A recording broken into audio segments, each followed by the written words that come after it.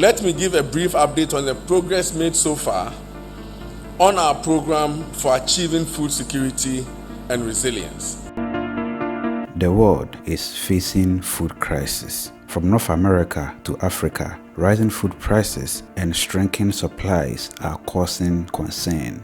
Climate change, conflicts, and the COVID-19 pandemic have all played a role in reducing food production. Countries like India, Ukraine, and Brazil, once known for feeding the world, are now facing severe challenges. Some have even banned food exportations altogether. In the future, this crisis could lead to even more hunger, high food prices, and political instability.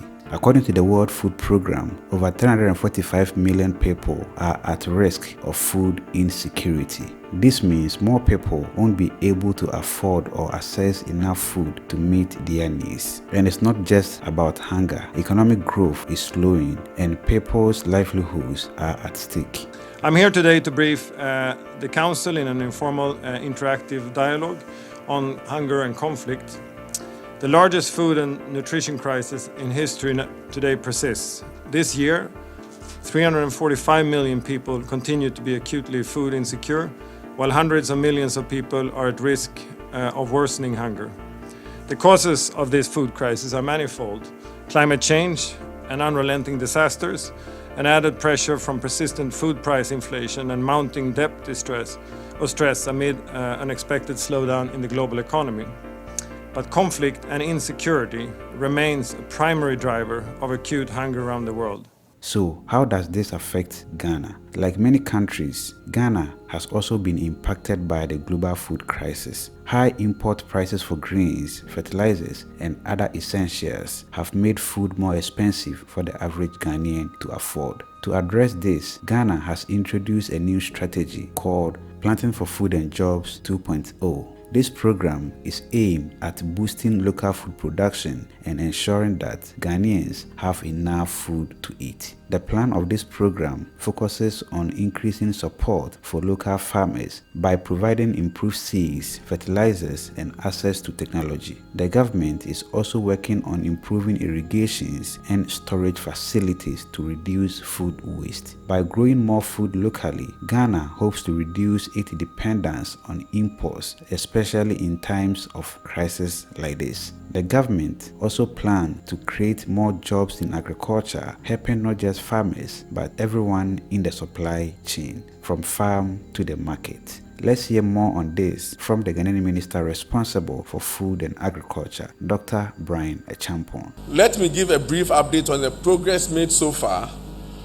on our program for achieving food security and resilience. That is the Planting for Food and Jobs 2.0. And also to assure the nation that the measures we are putting in place will mitigate any potential adverse effect on the dry spell on farmers and on our food systems.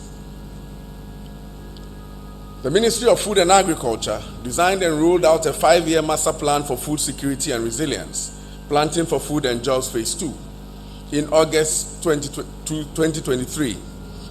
The master plan targets self-sufficiency in the production of 10 crops and poultry over the period. To ensure a seamless integration of all actors for effective delivery of all interventions under the Planting for Food and Jobs Phase 2, the ministry completed the development of an integrated digital solutions platform known as the Ghana Agriculture and Agribusiness Platform, GAP.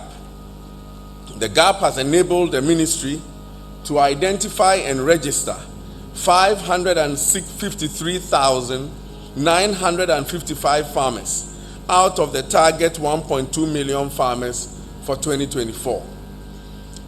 The registration is still ongoing. 55 private sector aggregators, 31 input dealers, 38 off-takers, and 22 service providers have also been registered on the platform. In 2023, we were able to achieve our production targets for grains, vegetables, and tubers, except for poultry, whose achievement fell short by a target of 15%. That is 19,816 metric tons, as against 23,200 250 metric tons. The specific gross production volumes and achievement rates compared to our targets for the crops are as follows. Maize, 3.6 million, that is 103%. Sorghum, 439,000, 99.6%. Soya, 343,000, 117%. Paddy rice, 1.4 million, 99.64%. Cassava, 27.8 million, 102%. Yam, 11,474,000, 109%, 100.9%, and plantain, 7.3 million, 119%. In 2024, we set out to achieve the following production and self-sufficiency targets based on net productions against consumption. Those with the PFJ document, please refer to page 27 of it. Poultry, we intend to move from 5% self-sufficiency to 13% self-sufficiency, and that is producing 42,600 metric tons. Rice, 908,000 metric tons, which will bring us to 59% self-sufficiency. Maize, 3.5 million, 130% self-sufficiency to make room for export. Soya, 324,000, 102% self-sufficiency. Sorghum, 500,000, 93% self-sufficiency. Tomato, 518,000, which will bring us to 40% self-sufficiency. Pepper, 169,000, 52% self-sufficiency. Onion, 189,000, 58% self-sufficiency. Cassava, 23 million, 126% self-sufficiency. Yam, 10.5 million, 115% self-sufficiency.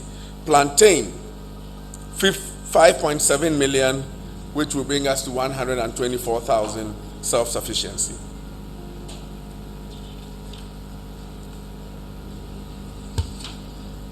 To achieve these targets, the ministry implemented a number of interventions, amongst them the distribution of high-quality agro inputs, land development, and irrigation development.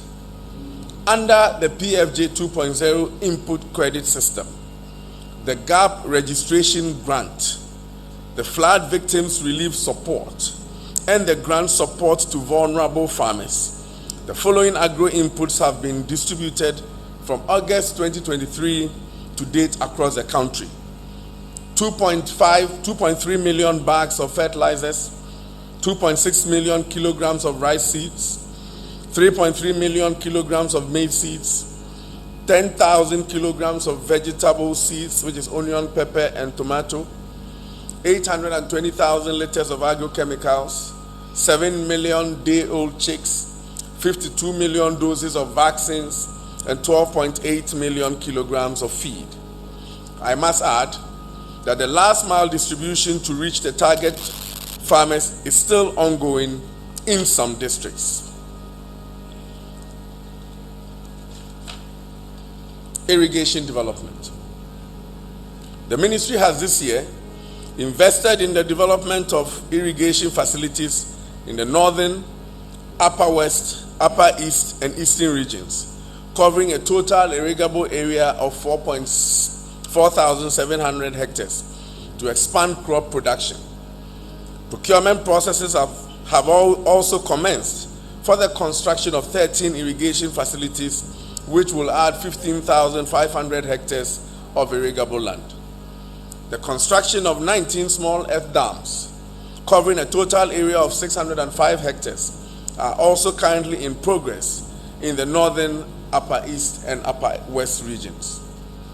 These irrigation schemes are complemented with the construction of 500 boreholes for solar pump irrigation systems and the procurement of 1,000 pumps for water extraction for vegetable production. When completed, these additional schemes will enable the irrigation of 6,250 hectares of farmland for all year-round vegetable farming. The ministry has also engaged the services of contractors to develop 14,150 hectares of farmland for smallholder and commercial farmers. This will add 144,000 metric tons of maize per annum to our national production. On post-harvest infrastructure, to address the perennial problem of post-harvest losses, especially for vegetables, the ministry is investing in the construction of 26 aggregation centers and 12 pack houses in selected districts across the vegetable growing regions in the country. We have also commenced the construction of a 60,000 metric ton silo facility in Hwehwe in the Kwau East district for the storage of rice and maize as part of the Strategic Grain Reserve Program. The global food crisis is real, but Ghana is taking these steps to ensure that its people have enough food to eat. If successful, this Planting for Food and Jobs program could help Ghana not only survive the crisis, but build a stronger, more resilient food system for the future. And that is all for today's episode. Please let us know your thoughts and suggestions on this in the comment section below. My name is Sheriff Haruna. Have a joyful life and see you in our next video. Macrao.